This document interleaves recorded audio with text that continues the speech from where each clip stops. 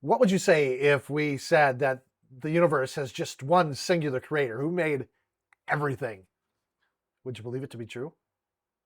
What if the universe has just one singular creator that made life, the universe, and everything in it? That's what we're going to look at today. Howdy, howdy, howdy, everyone. My name is Jason, aka Pastor J, as a lot of people refer to me, and I'm the pastor of a small Lutheran congregation in southwestern Minnesota. I'm actually sitting in my office today, and I make videos about where life and faith really kind of intersect, going about our everyday lives and thinking about, why am I here? Is there good? Is there evil in this world? Why, if there's an all-powerful God, why do we still suffer? Questions that just kind of engage us at the normal everyday level of life. And I want to invite you to be a part of that journey. And today we're really looking at a question of, is there really a God who created the universe? Or is the universe just some big accident that just happened and you and I are accidents as well? These are metaphysical questions. They're spiritual questions, but they're also scientific questions. And today we're gonna kind of uncover all these different things all in one. And we're going to be doing it through a lens of something called the Nicene Creed. Now, I'm going to put a preface out here. I'm conducting a Bible study. I'm holding a Bible study with my congregation, both on Sunday mornings and Tuesdays virtually, about what the Nicene Creed is. And the creed, if you've never heard that term before, the creed, that word basically just means belief, what we believe and why we believe it. And there is this document within Christendom called the Nicene Creed. It's quite long, actually, and well, that's why we're going to be covering a number of weeks, about 12 weeks to get through the creed in conversations just like this on YouTube. And those creeds have everything to do with who God the Father is, the creator of all that there is, who Jesus Christ is, God the Son, and God the Holy Spirit, and who we are as a church and what we believe in all these things. Now, if you're a Christian, and I would purport that probably a lot of you watching me probably are, maybe the Nicene Creed is something that you've incorporated into your worship practice at your congregation. If you're Catholic or Lutheran, Methodist, Episcopalian, Presbyterian, the creed may be a part of your church life. But if you're not, if you're outside of these denominations, maybe if you're in a non-denominational church, maybe the creed is something that you're just not familiar with. Maybe it's something that you've never heard of or that you just don't recite, and maybe you don't know what the words are and why it's so important for us as Christians. I mean, it's a document, it's a statement of belief that goes all the way back to 325 AD, after the church had just formed and it was really trying to figure out, this is who we are and this is what we believe in and why we're together. And so let me give you a little brief history on the creed, and then we're going to quickly move on to it. I don't want to labor it. The Emperor Constantine, one of the last Roman emperors, convened all the church bishops that were in the known world within the Roman Empire during the time, because they were arguing over the nature of Jesus and over the nature of God and the nature of the Holy Spirit and what the church was to be about. There were different factions and there were different groups that believed different things. And so he convened them. He pretty much ordered them to gather together for this gigantic council and hash things out. And that was called the Council of Nicaea, and it happened in 325 AD. And today we're starting with that very first opening creedal statement, that creedal belief. We call it the first article in the creed. And it has to do with who God the Father is. And that very first statement creed, that very first article says this: I believe in one God, the Father Almighty, creator of heaven and earth, of all that is seen and unseen. Now, I want to say this. This creedal formula, this creedal statement, it's more of a declaration of faith than it is a declaration of science. It's more of a declaration of philosophy than it is of physics. But if we really start to unpack it, it's a both and. There's a lot there that we can really dig at. I mean, this question of, is there one singular God who created life, the universe, and everything in it, that he created everything, right? Including you and me? That's a huge question that's kind of goes beyond just the metaphysical and the spiritual. It gets into the nuts and bolts of flesh and blood of you and me and of the physical universe that we live in, and how and why are things the way they are? We're going to touch on both today because I think it's important. You know, when I think of God, I can't separate his attributes. And I can't separate the attributes of creation, of the universe. I can't just put things in a box. I don't operate that way. And you know what? I don't think we can put God in a box either. I just don't think we can do it. I don't think it's fair. So anyway, let's just dig in, shall we? Within the very first opening phrase, we believe in one God, the Father Almighty. That's, whew. To think that our God, to think that our universe came into existence through one being who created everything. That can be hard for some people to believe, and it can be a bit of a mind trip. You know, the very first words of that creed says, I believe. I believe that there is one God, the Father, the Almighty. A lot of the planet that we live on, a lot of people on this planet, of the 6 billion people that live on this planet or more, a large chunk of them believe that there is just one God. Christians, Jews, Muslims, but they're not the only ones. There are other faith groups too, like Sikhs and the Baha'i faith. These are all monotheistic faiths, and they take up a good percentage of our world. Now, over 92 to 95% of our world believes that there is some form of higher power. There is just a very, very tiny percentage of people who believe that there is nothing at all, no creator, no divine, intelligent designer. A very small few people are actually agnostic or atheist in this world. But there are also other faith groups that believe that there are many gods, multiple gods. You look at the people of India, and their faith system believes that there are thousands and thousands of gods. And that's true in parts of China and Japan, and maybe even parts of Korea, Indonesia, other places, maybe not so much Indonesia, they're a pretty strong Muslim nation, but there are other places in the world where they believe that there are multiple gods, or very different gods. But Christians, Jews, we believe in the very same God. One singular God. Not many, not multiple. One. One God with three distinct personalities, three distinct essences, three distinct modes of being. This is God the Father, God the Son, God the Holy Spirit. In Christian circles, we call them the Trinity. And it's kind of a mind thumper. We got to be honest as Christians. We don't fully understand the divine nature of God, how he can be one God, but yet have three distinct personalities, three distinct beings or modes of operation or whatever you want to have it. It's just too much for our mind to grasp. And today, we're only grasping one portion of that, and that is God the Father. In Scripture, from Genesis all the way to Revelation, we have to hold it out as being the inerrant truth of God. And part of those scriptures maintain the belief, state it flat out, that there is just one God. I'm going to show you some scriptures that talk about that. I got my Bible right here, and there's a book within the Old Testament, within the Jewish scripture, called the Book of Deuteronomy. It's part of the law that Moses handed down.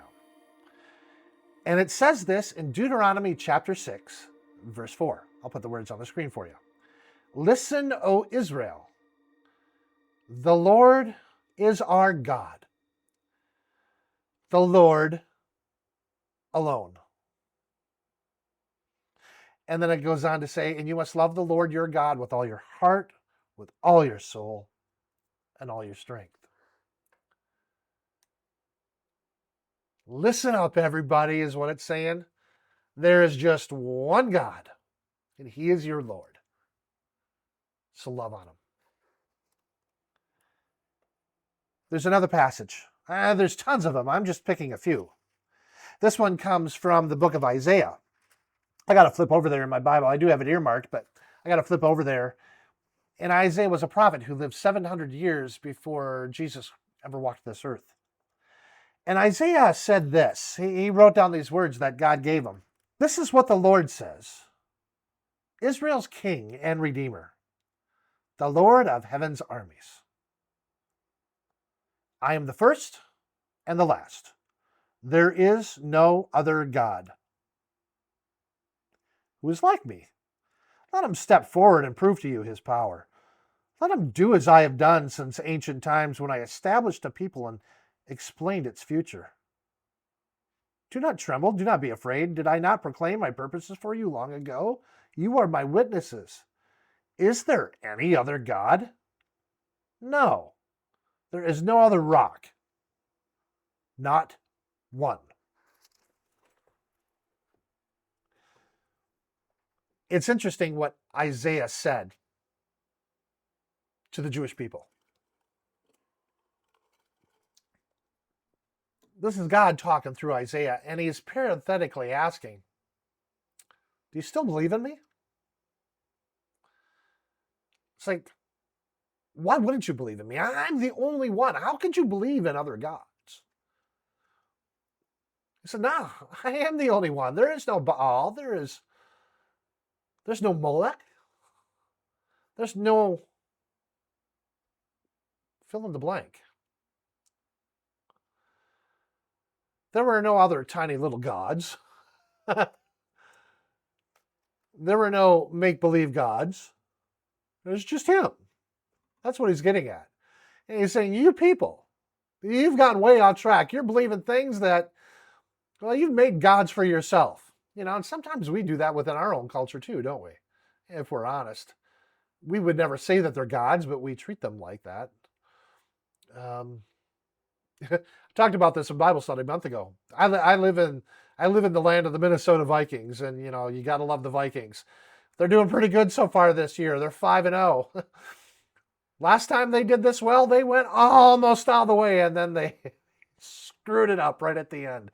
And I'm telling you what, if the Vikings do go all the way this year, and if they were to make it to the Super Bowl, and if they were to happen to win, because it ain't happened yet, then you better watch out, because hell's going to freeze over and the world is going to come to an end.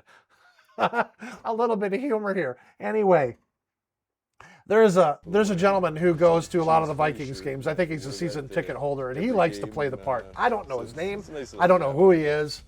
I'm just picking on him. God love him. But, you know, I look at him and sometimes I wonder, has he made the Minnesota Vikings? Has he made the NFL his God? Because that seems to be his church. That seems to be where he gives his devotion. I'm just picking on him because he's an example. We can do that with a lot of things. Our bank accounts, our cars, our toys, our boats, our jobs, our children. There's a lot of people who give all their time and attention to their kids and kids' activities. We just got to be mindful that we don't make gods of things that aren't gods, things that are pulling us away. Does that make sense? That's part of what God was getting at through the prophet Isaiah. Part of what he's saying here, part of what we're professing in the creed is that no, we profess there is just one God in heaven and that we are going to give him our love, our time, and our devotion, that we're not going to make gods of other things. When we hear this as well, and this is going to be through the prophet Isaiah as well, excuse me as I shift, that this one God, he is our Father. He's also the Almighty One. We'll get to that in a bit.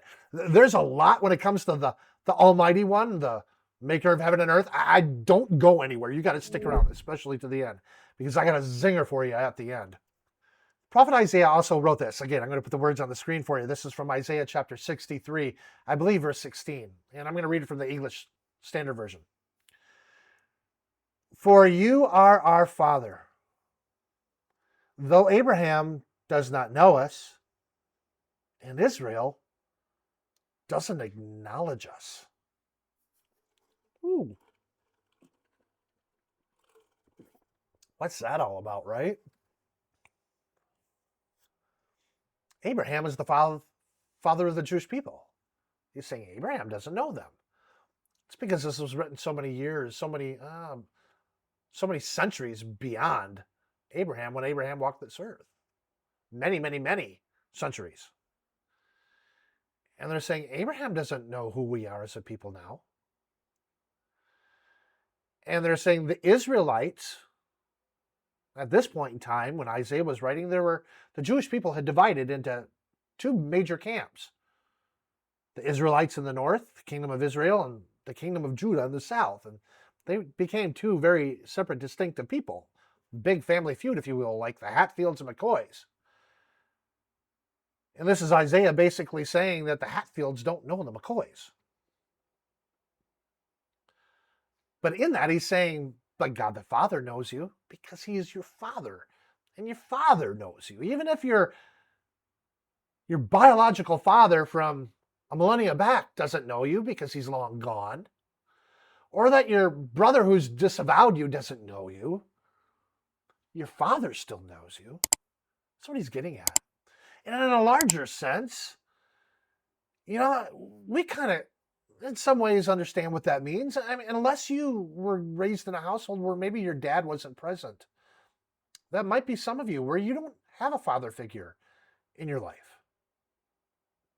I'm sorry if that's the case. The Bible's telling us that even if we don't have a good relationship with our Father on earth, that there is someone in heaven, the creator of everything, is your Father because he created you. He knit you in your mother's womb. He loves you. He knew you before he laid the foundations of the universe. We're going to get to that here in a few weeks. That's quite a statement. Stay tuned for that one. But there's someone who loves you. He tenderly loves you.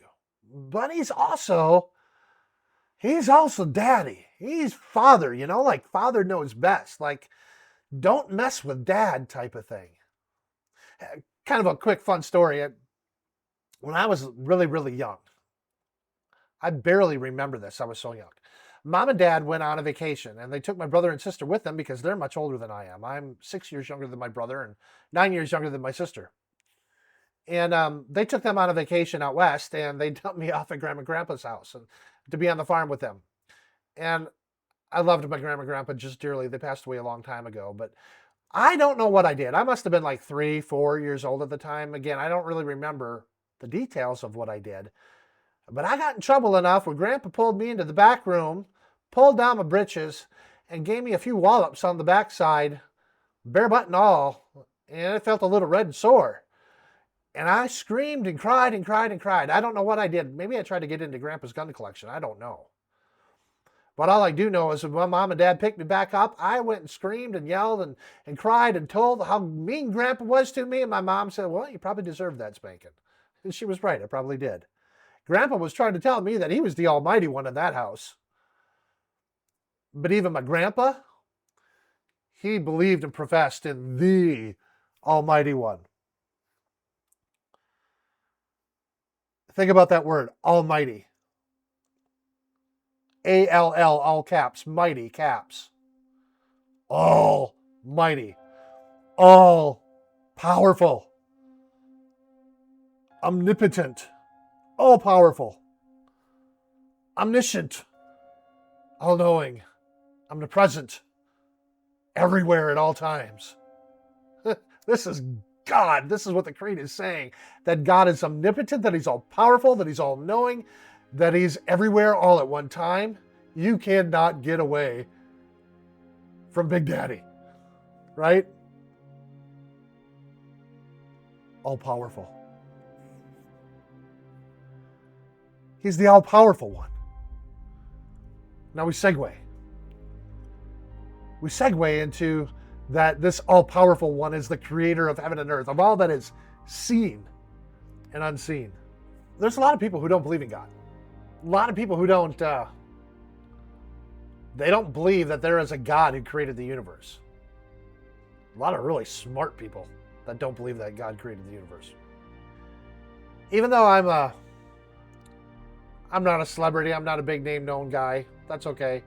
I'd love to have a conversation with a renowned astrophysicist whose name is Neil deGrasse Tyson. I hope I'm not butchering his name. As far as I know,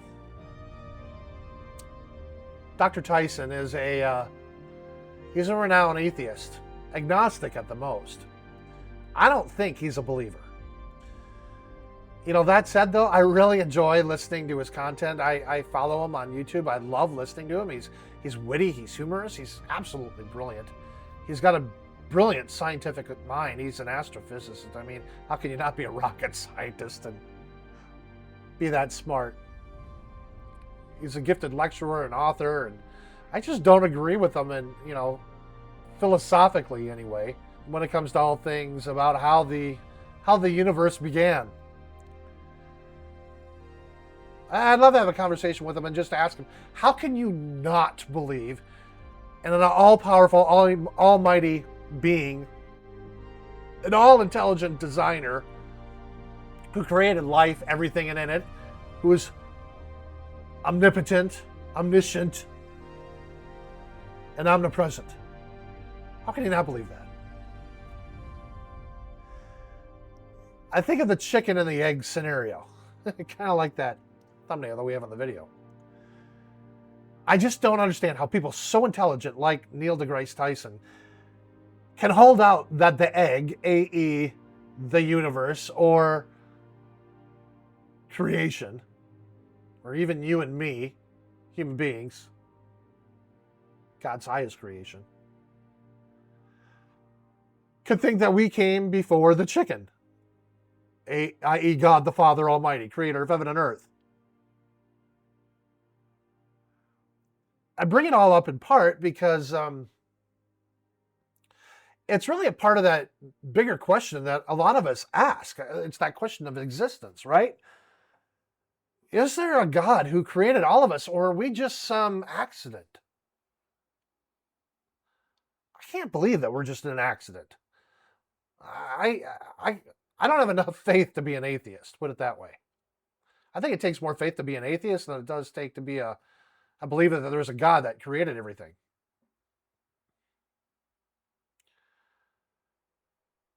We hear this belief in the creedal formula. It says that there is just one God who created everything, heaven and earth, the heavens and the earth, of all that is seen and unseen, of all that is visible and all that's not visible.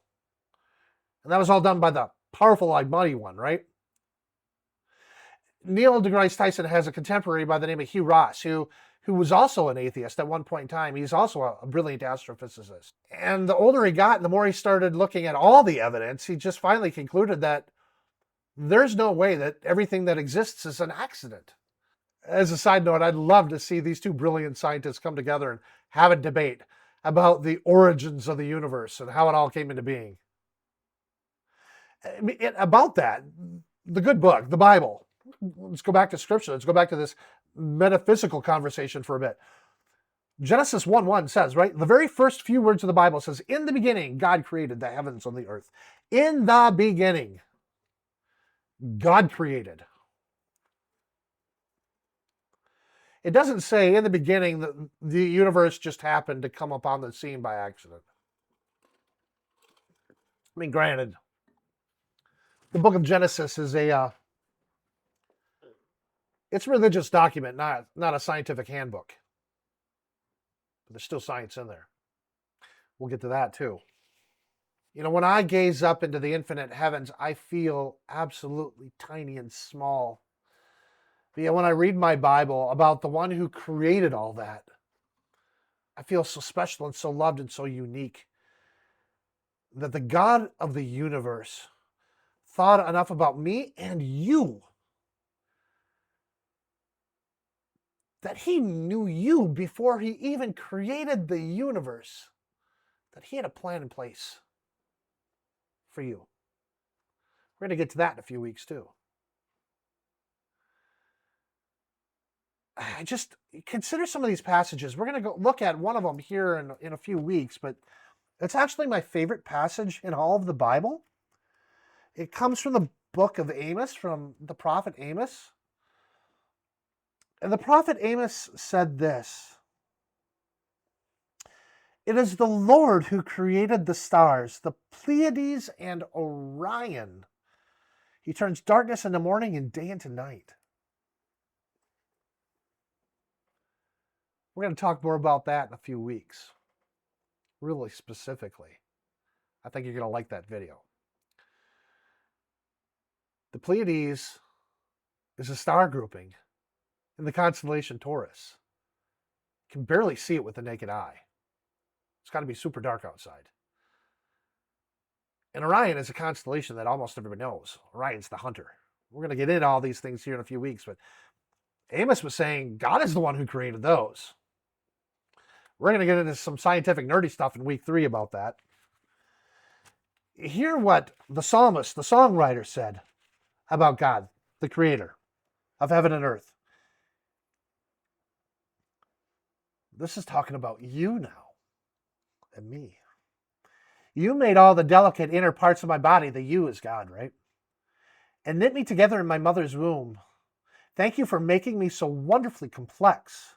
Your workmanship is marvelous, how well I know it. You watched me as I was being formed in utter seclusion, as I was woven together in the dark of the womb. You saw me before I was born.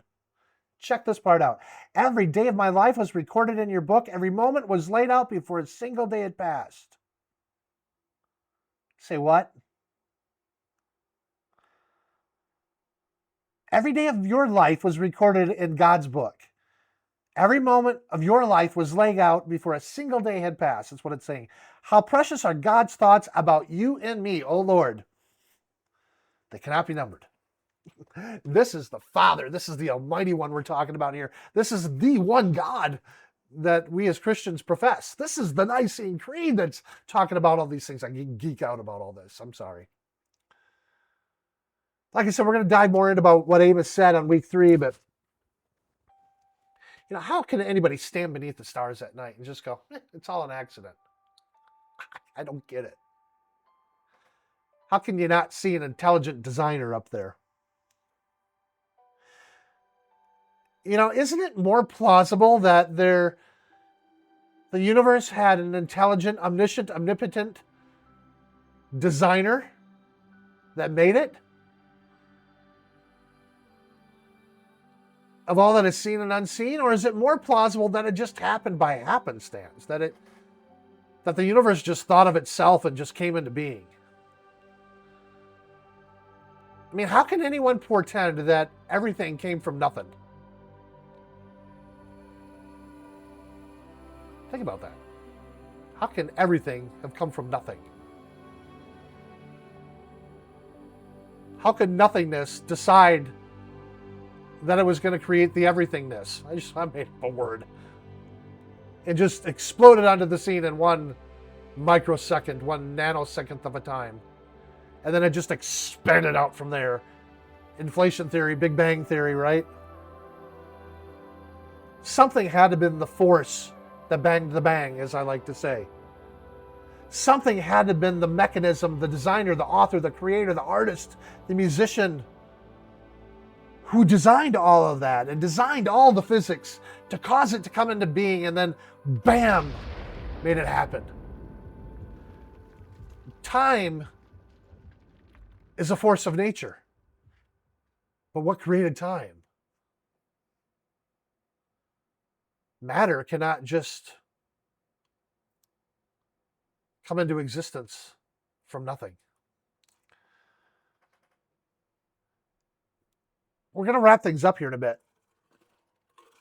Here's kind of the thumper part that I really get to. I mean, because it says that as we wrap up this portion of the creed, it states that this Almighty God, this Father figure, who made everything that is seen, also made stuff that we can't see. Also made things, beings, attributes of the universe that we can't see with our naked eyes, that we can't even perceive.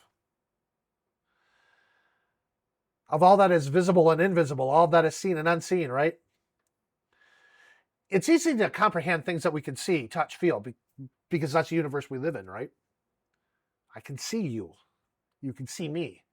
I can touch this camera that I'm recording this video on. When I have a conversation with you live, I can hug you. I can shake your hand. I can see and peer into your eyes. I can hear you with my voice. I can tell that we're on the same plane of existence and that we share a common humanity together. We understand what we can see to some degrees. But how about those things that we can't? That's where it gets a little bit trickier. Yet the Creed asserts that this omniscient Father, this almighty, powerful one, this one God, created even things that we can't see, right? There's some scriptures that talk about that, and they get into some really heavy subjects, and we're going to look at a few of these again later on in a few more weeks in a heavier way, but today I just want to touch on them real quick.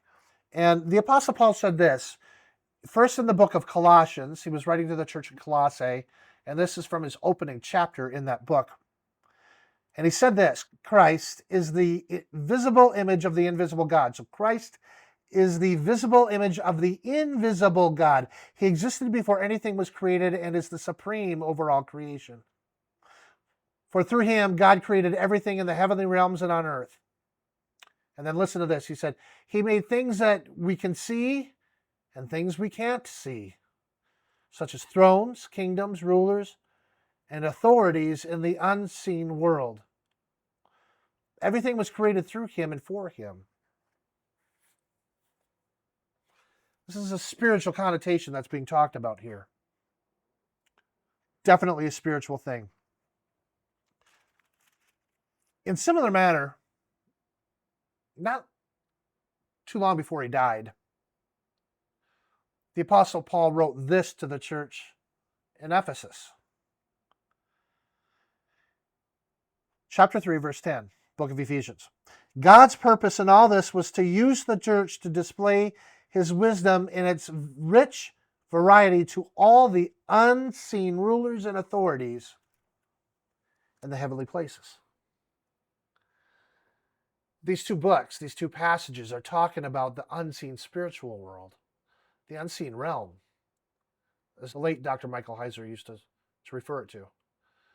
It's talking about demons and angels and demons, the seraphim, the cherubim, heaven, archangels, the myriad of millions of angels that exist out there, the demonic forces of who make our world a living hell.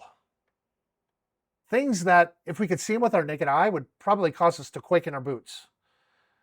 I can imagine if we probably all saw a holy angel come stand before us and give us an announcement from God, we'd probably all poop our pants and probably fall down to the ground and start trying to worship this being as often as recorded in Scripture. And if we encountered demons, their dark nemesis, who once were angels but fell into sin,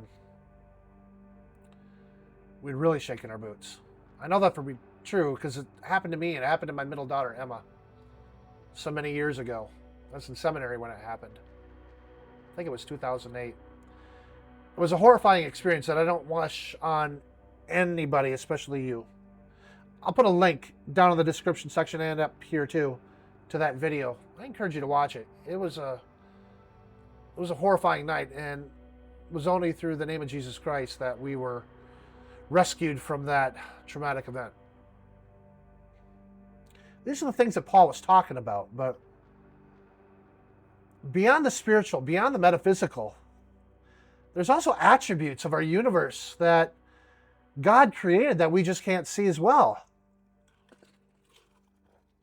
Things that get a little mind trippy, in my opinion. Things that scientists like Dr. Neil deGrasse Tyson and Dr. Hugh Ross would affirm.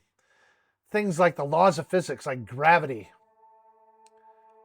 sound waves, which we can't see. We can hear them, but we can't see them. The fullness of the color spectrum. I mean, we can only see so many colors with our human eye, but there's more there. There's millions and millions and millions of colors. My camera can capture more color than what our naked eyes can do. There are UV rays and gamma rays and different spectrums of wavelength that our eyes just can't see.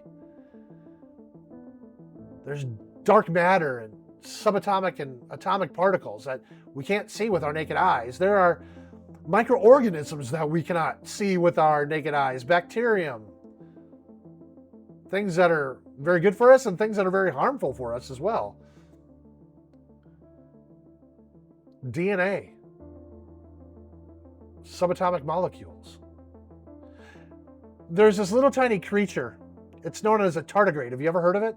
you pretty much need to use a microscope, excuse me, to see these things. They're so dinky. At the longest length, they're like a half a millimeter in length. They're too small for the naked eye to see. Yet you look at these things, and they're kind of freaky cool to look at. You look at them up close, I'll put a picture. They're creepy, but they're kind of cool looking too. They look like little itty bitty machines. Biological machines, that is. Something had to create that. There is no way this tardigrade was created by accident. It's said that these things can survive the vacuum of inner space. Say what? These things can survive the vacuum of space where there's no oxygen, where the temperatures can get down to absolute zero, down to like Kelvin zero? How? Come on, there's just no way that's an accident. All this really wraps up to say is, how can you and how can this universe be an accident? I don't think it was. I don't believe it was.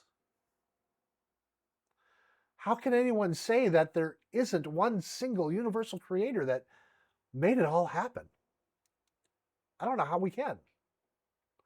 We look at all the evidence. And then you hear that over 90% of the population of the earth believes that there is one single monotheistic God who created it all. The evidence abounds.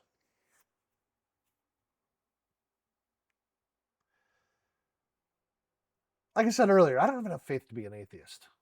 How about you? I'd love to hear your comments. Drop me one down below, would you? I'm going to wrap this video up. My battery's flashing at me here. What do you think?